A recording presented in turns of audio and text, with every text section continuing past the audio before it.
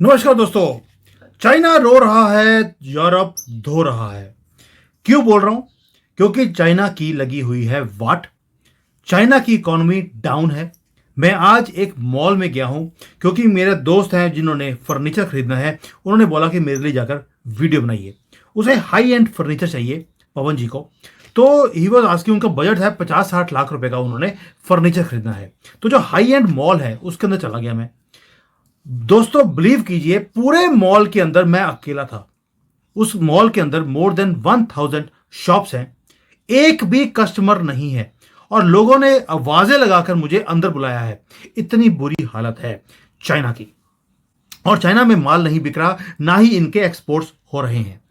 ऊपर से रही गई कसर क्या थी कि चाइना ने बोल दिया हमें छोटे मोटे सामान नहीं बनाने, हम तो सिर्फ इलेक्ट्रॉनिक्स में, इलेक्ट्रिकल व्हीकल्स में, इसी में हम दबदबा बनाएंगे पूरे दुनिया में। अब दुनिया को पता लग गया कि चाइना की नजरें हैं कि पूरी दुनिया की जो इलेक्ट्रिक व्हीकल्स की जो मार्केट है उसे कैप्चर करना है। चाइना का खुद का कहना है कि वो 50 to 60% पूरे दुनिया की प्रोडक्शन अकेला करना चाहता है। इसलिए चाइनीज गवर्नमेंट ने सब्सिडीज देनी शुरू कर दी अपनी कंपनीज को। मैंने बड़ा डिटेल में वीडियो बनाया था कि चाइना कैसे टेक ओवर करता जा रहा है, पूरे दुनिया में कहर मचा रहा है। और पूरे दुनिया को खत्म करने से ही चाइना बच सकता है। अब दुनिया को जब पता लगा कि चाइना का ये प्लान है, उन्होंने टैरिफ लगाने शुरू कर दिए चाइना के ऊपर। अमेरिका ने लगा दिए है टैरिफ। अभी तो ट्रंप आया नहीं है। ट्रंप के आने के बाद इनके ऊपर कम से कम 60% टैक्स वो लगाने वाला है, 25% से इंक्रीज करने के बाद। और यूरोप ने 35% इनकी इलेक्ट्रिक व्हीकल्स के ऊपर टैक्स लगा दिया। अब इसका फर्क क्या पड़ेगा और भारत के ऊपर इसका असर क्या है, ये बड़ा डिटेल में मैं समझाने वाला हूं आपको। क्या हमें इसका कोई फायदा है या हमें भी नुकसान है? लेट्स टेक इट सीरियसली और थोड़ा डीपली इसको डिस्कस करते हैं कि यूरोपियन यूनियन जिस तरह से चाइना को धो रहा है और चाइना रो रहा है, इसका मतलब क्या है। दोस्तों, चाइना के ऊपर टैक्स लगा 35% का। चाइना ने बोल दिया कि वो जो नई ड्यूटीज यूरोप ने लगाई हैं इलेक्ट्रिक व्हीकल्स के ऊपर, वो एक्सेप्ट नहीं करेगा। चाइना बोल रहा है मैं एक्सेप्ट नहीं करूंगा। तुम होते कौन हो एक्सेप्ट करने वाले? यूरोप ने अपने आप को बचाने के लिए तुम्हारे ऊपर टैक्स लगा दिया। तुम भी तो लगाते हो। जब खुद टैक्स लगाता है दूसरों के ऊपर, जैसे भारत से कोई भी सामान जाना है अलाउड नहीं है, हर चीज को बैन किया हुआ है, तब बोलते हैं आपको एक्सेप्ट करना पड़ेगा, हमने तो बैन कर दिया। लेकिन अगर कोई और चाइनीज कंपनी के माल को बैन करता है या उसके ऊपर टैक्स लगाता है तो ये बोलते हैं हम तो केस करेंगे आपके ऊपर, हम तो एक्सेप्ट नहीं करते। आपने कर कैसे दिया? मतलब कि टैक्स हमने अपने कंट्री में लगाना हो तो भी चाइना से पूछ के लगाना पड़ता है कि हम भाई बाप हम टैक्स लगा दें या ना लगाएं। ये हालत है चाइना की। यानी कि दादागिरी इतने दिमाग में सर चढ़कर बोलती है इनके, जिसका कोई हिसाब नहीं है। अब आप देखिए यूरोप ने क्या किया। बहुत गहरी मूव यूरोप की, हमें भी इफेक्ट करेगी लॉन्ग टर्म में। बताता हूं कैसे। 27 नेशंस का ग्रुप है यूरोप का, और उन्होंने बोल दिया कि जो चाइनीज कंपनीज हैं उसकी गाड़ियां बहुत ही लो प्राइस हैं और वो एक्सपोर्ट होकर यूरोप में जा रही हैं। यूरोप की जो कंपनीज है वो कंपीट नहीं कर पा रही। मैंने इसके ऊपर वीडियो बनाया था कि कैसे छोटी गाड़ी, और भाई 80,000 रुपए की तो गाड़ी शुरू होती है चाइना के अंदर।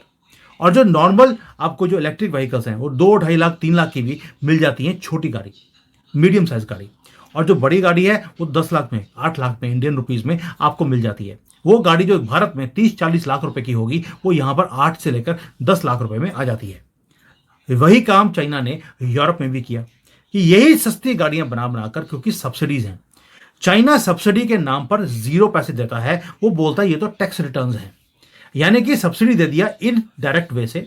और डब्ल्यूटीओ का जो सारे रूलिंग है उसको ये बाईपास करता है, क्योंकि वहां पर अगर आप सब्सिडी देते हैं तो आप सस्ते में माल नहीं बेच सकते, बैन लग सकता है। तो ये बोलते हैं ये तो टैक्स रिटर्न है।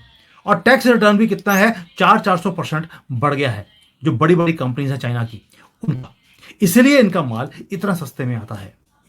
और चाइना ने बोल दिया अभी कि हम डब्ल्यूटीओ में जाएंगे, लॉ सूट फाइल करेंगे यूरोपियन यूनियन के खिलाफ, क्योंकि हम एक्सेप्ट ही नहीं करते यूरोप का ये रूल। वो कंट्री जो हर चीज को कॉपी करता है, किसी दुनिया के किसी भी रूल को फॉलो नहीं करता। और अब उसने बोलना शुरू कर दिया हम केस करेंगे। यानी कि चोरों की जो मंडली है वहां पे बोलेगा मैं तो साफ सुथरा हूं। कॉपीराइट का मतलब चाइना में राइट टू कॉपी होता है, तभी हर चीज कॉपी कर लेते हैं। और यूरोप ने क्या बोल दिया, तो ऐसी थी तैसी, हमने टैक्स लगा दिया, ये लगा रहेगा। अब तुम्हें एफर्ट डालना है, हमारे साथ नेगोशिएट करना पड़ेगा। अगर तुम अपने कंपनीज को बचाना चाहते हो, हम भी अपने कंपनीज को बचाना चाहते हैं। हमारी कंपनीज डूबती जा रही हैं यूरोप की, और तुम हर वो हरकत कर रहे हो ताकि हमारी कंपनी सस्टेन ही ना कर पाए। इसलिए हमने अपने आप को बचाने के लिए तुम्हारे ऊपर टैक्स लगा दिया, because you are following unfair means, क्योंकि लेवल प्लेइंग फील्ड है ही नहीं। और यूरोपियन यूनियन ने कंपटीशन, उन्होंने बोला हम वेलकम करते हैं कंपटीशन इलेक्ट्रिक व्हीकल्स के सेक्टर के अंदर, लेकिन अनफेयर लेवल पे हम नहीं लड़ना चाहते। तुम कर रहे हो डिक्टेटर की तरह काम, हम करते हैं डेमोक्रेसी के हिसाब से काम। दोनों सेम फील्ड पर काम ही नहीं हो सकता। इसलिए we are opening the door of negotiation, लेकिन आपकी दादागिरी वो हम सहन नहीं करेंगे। लेकिन दोस्तों, क्या बीजिंग या जो चाइना बोलते हैं, क्या वो इतना आसानी से ये चीज को मान लेगा? नहीं मानेगा। क्यों? चाइना का स्टाइल है, लंबी लंबी बातें करेंगे, कई कई साल बात चलती रहेगी। ये बोलेंगे तुसी ना अभी टैक्स मत बढ़ाओ, हम बैठकर बात कर लेते हैं। और बात कितनी करेंगे? 3 साल 4 साल बात चलती रहेगी, टैक्स इंक्रीज नहीं करने देंगे। जब ट्रंप प्रेसिडेंट थे तब 2016 में आकर उन्होंने चाइना से बात शुरू करी कि भाई आप टैक्सेस को कम कीजिए, हमारे यहां तो टैक्स बहुत कम है। यानी कि चाइना अगर अमेरिका से इंपोर्ट करता है तो 25% का टैक्स था, लेकिन अमेरिका अगर चाइना से इंपोर्ट करता है तो 2.5% का टैक्स था। ट्रंप ने बोला दोनों या तो 25-25 करो या दोनों 2.5-2.5 करो, ये काम नहीं हो सकता। तो चाइना ने बोला नेगोशिएट करते हैं। 16 से लेकर 18 तक मीटिंग पे मीटिंग करते रहे, कुछ भी नेगोशिएट नहीं किया।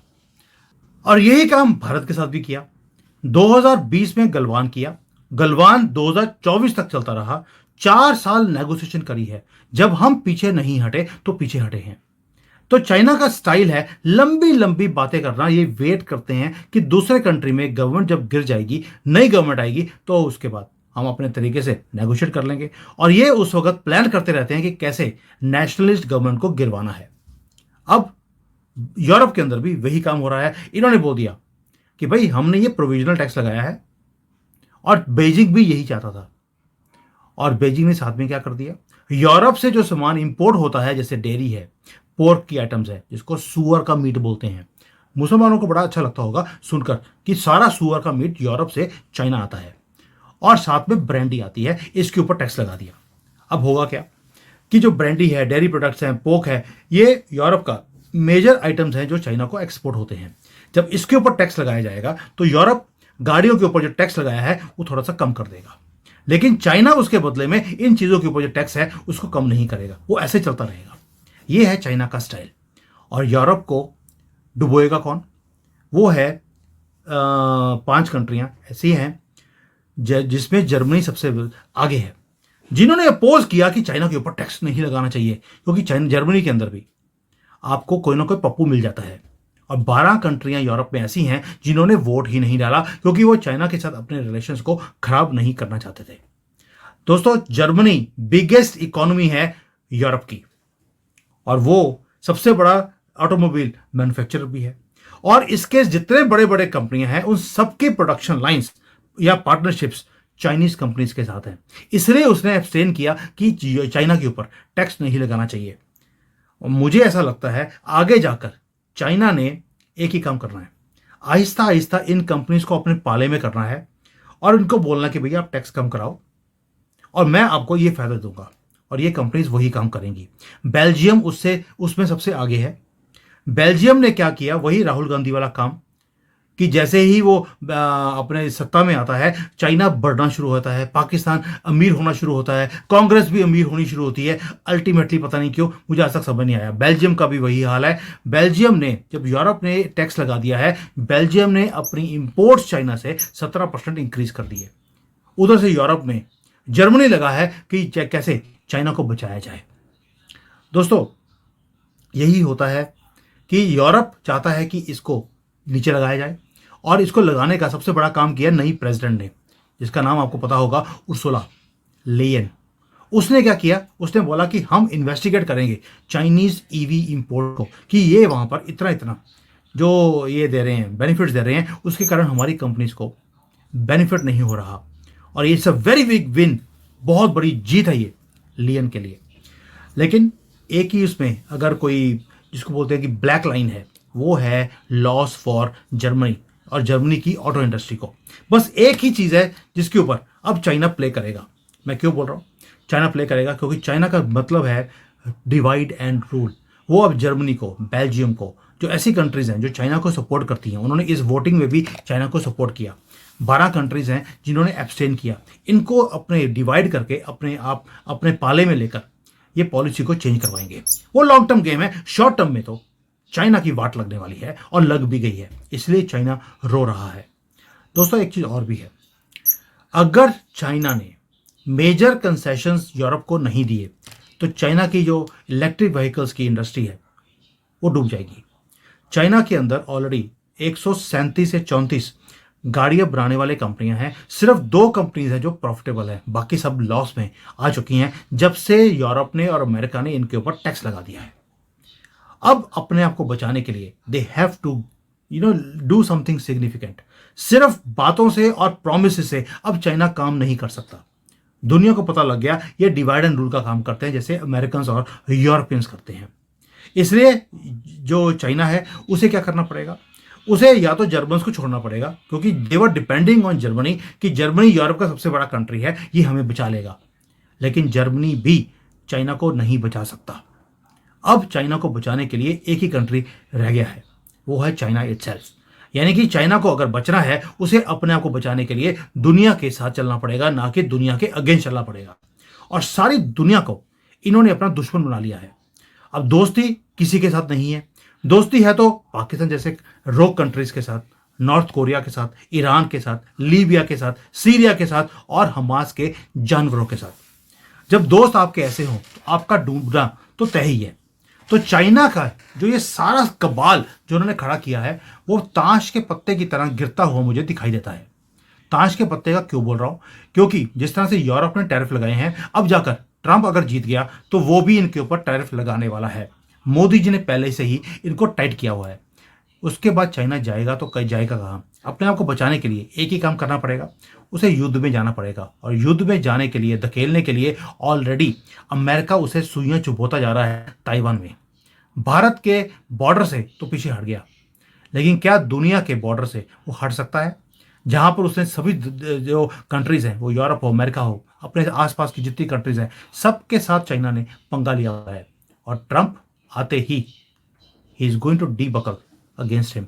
तो दोस्तों ये डिफिकल्ट टाइम्स है चाइना के लिए। चाइना अगर एक भी गलत पॉलिसी उसने इंप्लीमेंट कर दी, अभी इसके टुकड़े हो जाएंगे। मैं बहुत ही समझदारी से सोच समझ कर ये चीज बोल रहा हूं, चाइना में बैठ के बोल रहा हूं कि चाइना को बहुत संभल के चलना पड़ेगा। और मेरा अपना मानना है कि चाइना ताइवान के ऊपर अभी अटैक नहीं करेगा, क्योंकि इसकी सिचुएशन इतनी नहीं है कि वो रिस्क ले सके कि ताइवान के ऊपर चढ़ाई कर दे। They will try to make friends in the world, और उसमें सबसे बड़ी कंट्री जिसके साथ वो दोस्ती करना चाहेगा वो भारत होगा, क्योंकि इसे बचाने वाला कोई और कंट्री सामने नहीं आएगा सिवाय भारत के। और भारत के साथ ऐसे जो मौका है भारत के पास, वो आज तक कभी नहीं आया। मैं बार बार इंडियन गवर्नमेंट को बोल रहा हूं कि this is the time to negotiate with the Chinese. They understand only the language of business. अब बिजनेस में नेगोशिएट कीजिए, बॉर्डर अपने आप नेगोशिएट हो जाएगा। ये जो गलवान में पीछे हटे हैं, सारे के सारे फ्लैश पॉइंट्स है, ये ऐसे ही नहीं हटे हैं। Thank you. जय हिंद एंड वंदे।